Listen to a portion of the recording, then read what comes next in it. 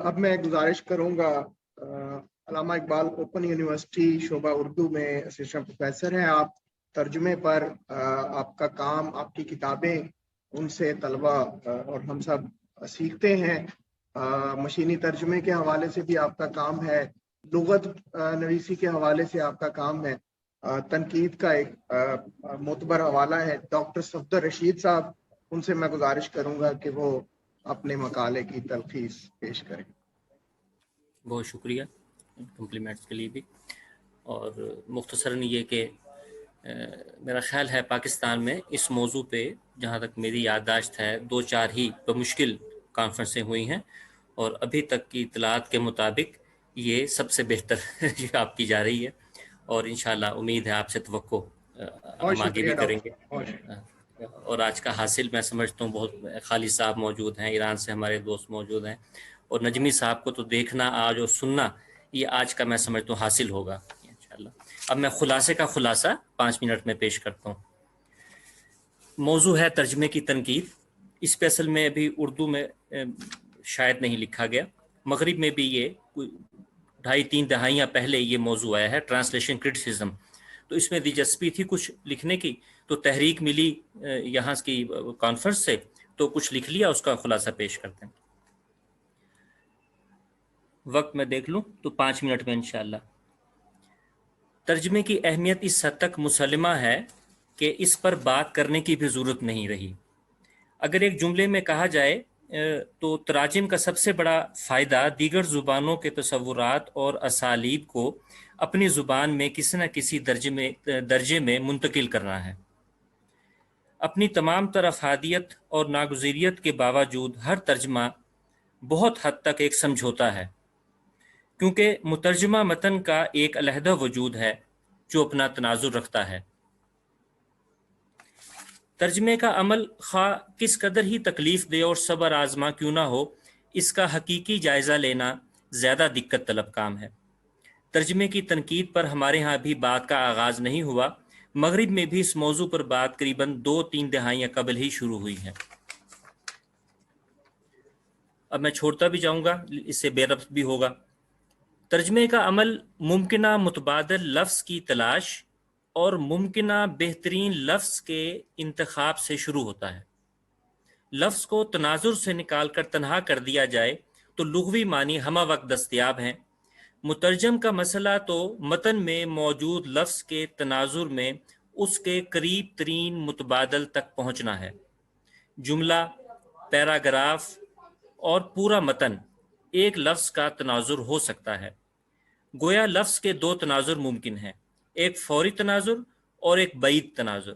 نقاد کا کام، نقاد سے مراد ترجمے کے نقاد کا کام اس لیے خاصا دشوار ہے کہ اسے ترجمے کی تعیین قدر کے لیے دونوں تناظر ذہن میں رکھنا ہوں گے۔ ہر قسم کے متن کے جائزے کے لیے علیحدہ طریقہ کار درکار ہے۔ آئے دن ہم تراجم کے جائزے دیکھتے ہیں، مگر کیا انہیں ترجمے کی تنقید کے زمرے میں رکھا جا سکتا ہے؟ تراجم کے جائزے کے ضمن میں چلت قسم کے جملے سامنے آتے ہیں۔ نہایت عمدہ اور رواں ترجمہ ہے، ترجمہ بہت ذمہ داری سے کیا گیا ہے، اگر مصنف اس زبان میں لکھتا تو ایسا ہی لکھتا، ترجمہ محسوس ہی نہیں ہوتا، اصل کا گمان ہوتا ہے، وغیرہ وغیرہ۔ مترجم کے علم و فضل پر بات کی جاتی ہے، اور پھر اصل متن یعنی ماغزی زبان کا متن زیر بحث آ جاتا ہے۔ حیرت انگیز بات یہ ہے کہ ماغزی زبان کے متن کو دیکھے بغیر رائے کس طرح دی جا سکتی ہے؟ بعض اوقات تبصرہ نگار ایسے ترجمے پر بھی بات کر جاتا ہے جس کی ماغزی زبان سے وہ نا آشنا یا بہت کم آشنا ہوتا ہے۔ ہمارا مجموعی تنقیدی رویہ بھی شاید یہی ہے کہ تاثراتی اور عمومی رائے دینے پر اکتفا کیا جاتا ہے، جس کا اطلاق بہت سے فنکاروں اور فن پاروں پر بآسانی ہو سکتا ہے۔ تنقید کا ایک بنیادی وظیفہ متن یا فن پارے کی تعیین قدر ہے۔ ترجمے کی تنقید ادبی تنقید سے ایک جدا مظہر ہے، تاہم یہ بھی درست ہے کہ ایک اچھا ادبی نقاد ہی ترجمے پر اچھی تنقید کرنے کا اہل ہے۔ تبصرے اور تنقید میں فرق روا رکھا جانا ضروری ہے۔ تبصرہ ایک ہلکی پھلکی شے ہے جس میں تاثرات کا غلبہ ہے۔ ہمارے ہاں زیادہ تر تراجم کے جائزے تبصرے کی ذیل میں آتے ہیں۔ سوال یہ ہے کہ صرف ترجمے کی بنیاد پر مصنف کے نقطہ نظر یا اس کے فن پر بات کس طرح کی جا سکتی ہے، اصل متن میں۔ ہم تک اصل متن دو چھلنیوں یعنی مترجم کی ذات اور ایک ہدفی زبان سے چھن کر پہنچتا ہے، لہٰذا اسے کس حد تک مصنف کے خیالات یا اس کا فن کہا جائے؟ متن کو سامنے رکھتے ہوئے اصل متن کے اسلوب اور جمالیاتی قدروں پر بات کس طرح کی جا سکتی ہے؟ تنقید ترجمہ کا بنیادی سروکار دونوں متون کے موازنے سے ہے، اور یہ اسی صورت ممکن ہے جب ترجمے کا نقاد دونوں زبانوں پر قدرت رکھتا ہو۔ اس کے ساتھ ساتھ ماخذی متن کی زبان، ثقافت اور متن کی مخصوص نوعیت یا صنف کے ساتھ مناسبت بھی بہت اہمیت رکھتے ہیں۔ مترجمہ متن کی جانچ کرتے ہوئے یہ ذہن میں رہنا چاہیے کہ اصل متن نہیں ہے، لہٰذا اصل متن کی ادبی خصوصیات، اسلوب، تخیل، احساسات وغیرہ کو ایک حد تک ہی ترجمے میں آ سکتے ہیں۔ ادبی متن کے اسلوب یا طرز تحریر کو ایک مترجم کس طرح اپنے ترجمے میں سمو سکتا ہے؟ یہ بہت بڑا چیلنج ہے۔ سوال یہ بھی ہے کہ کیا اسلوب معنی کا حصہ نہیں ہے؟ حتیٰ کہ لفظ کا محل وقوع بھی معنی خیزی میں اہمیت رکھتا ہے، خصوصاً شعری متن میں۔ صاحب طرز ادیبوں کی نثر کا بھی یہی حال ہے۔ مثلا یوسفی کے اسلوب اور مواد کو کیوں کر جدا کیا جا سکتا ہے؟ ترجمے میں یہ چیز کس طرح منتقل ہو سکتی ہے؟ جو ایک مبصر یا جائزہ کار کے نہیں بلکہ نقاد کے دائرے میں آتے ہیں۔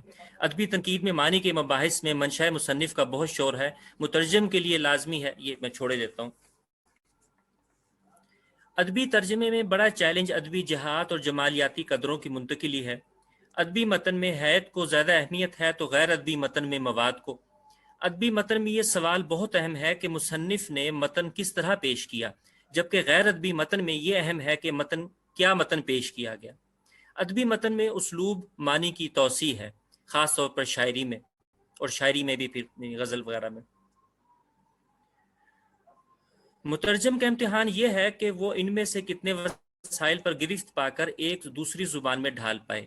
مبنی بر معلومات متن میں تو مترجم معلومات کی منتقلی کر لیتا ہے، مگر ادبی متن میں جمالیاتی تاثیر کو کس طرح منتقل کیا جائے؟ کیا مترجمہ متن کو جن سے اصل متن کا کاری گزرتا ہے؟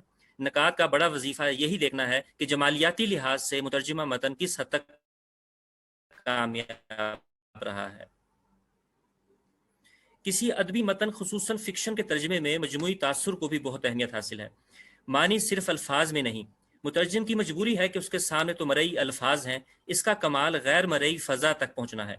مثلاً اصل متن میں ایک کردار کے بارے میں ہمارا کوئی بھی تاثر قائم ہوتا ہے تو کیا ایسا ہی مترجمہ متن پڑھ کر بھی قائم ہے؟ نقاد کو یہ دیکھنا ہے۔ یہاں میں کلوز کرتا ہوں، اور ایک مثال میرے ذہن میں آ رہی ہے کہ ایک انگریزی شاعر ہیں، اس میں ان کی نظم میں یہ ہے کہ شاعر جو ہیں وہ اپنی محبوبہ کو کہہ رہے ہیں کہ میں تمہارے لیے کشتی میں دھوپ بھر کر لاؤں گا۔ اب اگر اس کا ترجمہ ہم کریں اور ملتان میں بیٹھ کے کریں اور محبوب کو ہم یہ کہیں کہ تمہارے لیے میں دھوپ لے کے آؤں گا، تو اگلا جو ذمہ داری ہے وہ اس پہ ہی ہوگی، مترجم پہ۔ السلام علیکم، شکریہ۔